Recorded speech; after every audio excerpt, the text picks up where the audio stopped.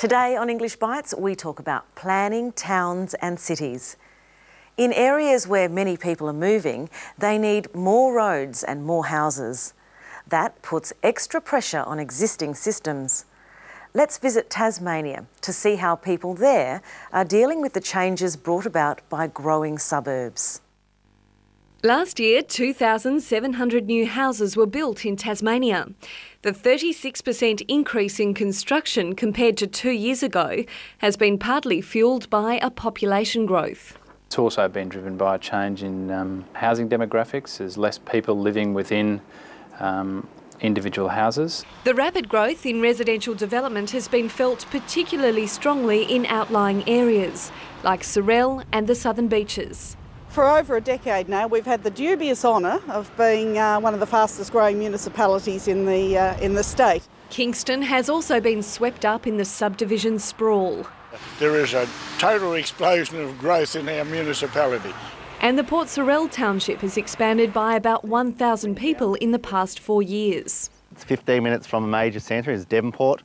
It's beautiful, it's got a river estuary, the environment's great, and it's just a nice, friendly place to live.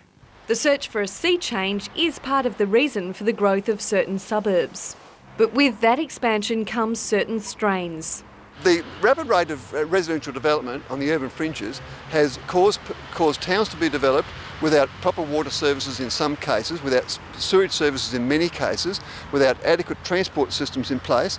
In fact, transport is fast becoming one of the biggest infrastructure headaches associated with the rapid growth of suburbs. The traffic at the moment is becoming more or less chaotic. It's incredible how it's increasing so fast. Sorell is also suffering from a traffic build-up. It is a state road, and at the moment it just can't cater for the residents and the tourists coming through. We have a bottleneck at the midway point and also at the junction here at the traffic lights. A traffic management study will examine options for Sorell next month, but roads are not the only infrastructure issue. There was recently approval given for aquaculture in that area, and it appears now that the pressure is on even more so for us to do something about the sewage in the Southern Beaches, but not only there, also the Sorell and the Midway Point treatment plants. Kingborough is also in need of an upgrade. The treatment works are all becoming near capacity, so that is where we have to really put our thinking cap on to increase the size of those or to build new ones. And that can't be done without a lot of money. It does take a lot of money. But rather than an ad hoc approach to funding infrastructure needs, the Property Council believes state and local governments should be taking a longer-term view to planning. We believe what should happen should be a regional approach. There should be integrated water and sewage services across the whole of the urban area. We have to think what's good for the community at large, not what's good for a property owner or a resident or a township or a single council. It's got to be shared across the whole region. And with the Housing Industry Association expecting another 2,500 houses will be built in the next 12 months, the pressure on the ever-expanding suburbs is only likely to continue. We looked at 3 different suburbs in that story: Sorell, Kingston and Kingborough. They're all suburbs of Hobart, the capital of Tasmania. A suburb is an area outside a city but nearby.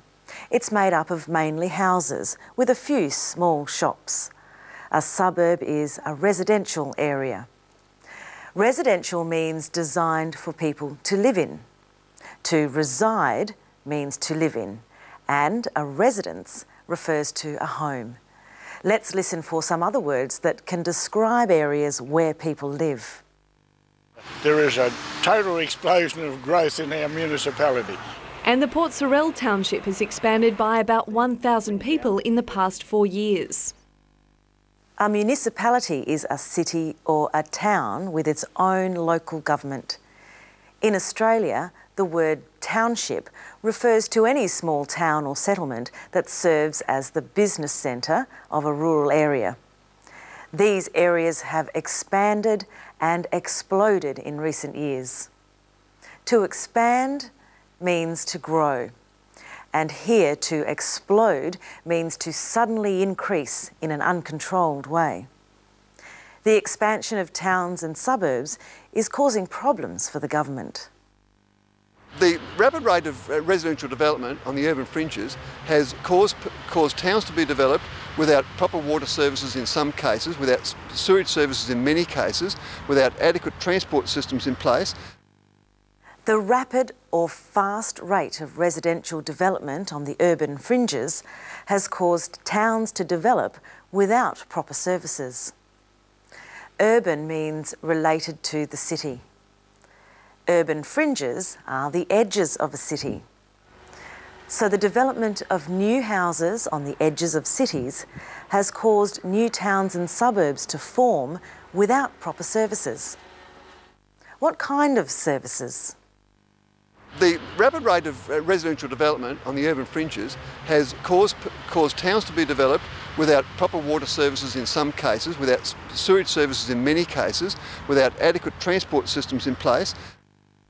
He mentions water services, sewage services and transport services. We sometimes call these things infrastructure. Infrastructure refers to the basic systems and services needed to make a city or town run effectively. One important piece of infrastructure is the road and transport system. The rapid development has caused towns to develop without adequate transport systems in place. Adequate means enough or satisfactory for a certain purpose. What happens when the transport system isn't adequate? We have a bottleneck at the midway point and also at the junction here at the traffic lights. They have a bottleneck at midway point and also at the junction. A bottleneck is a place where a road becomes narrow, so traffic slows down or comes to a stop. The shape of a narrowing road is similar to the neck of a bottle, so we call it a bottleneck. A junction is a place where things join or come together. In this case, a junction is where two roads meet. Roads can be described as a T-junction when they meet like this, making the shape of a letter T. If there's a bottleneck at the junction, we might get a traffic jam. A traffic jam is when many vehicles are all on the road together in the same place. There are so many cars they can't move or can only move very slowly. So how can these problems be fixed? But rather than an ad hoc approach to funding infrastructure needs, the Property Council believes state and local governments should be taking a longer-term view to planning. Rather than an ad hoc or unplanned approach, government should take a longer-term view to planning. And that's all for English Bites today. Rather than taking an ad hoc approach to your English practice, why not visit our website for some help?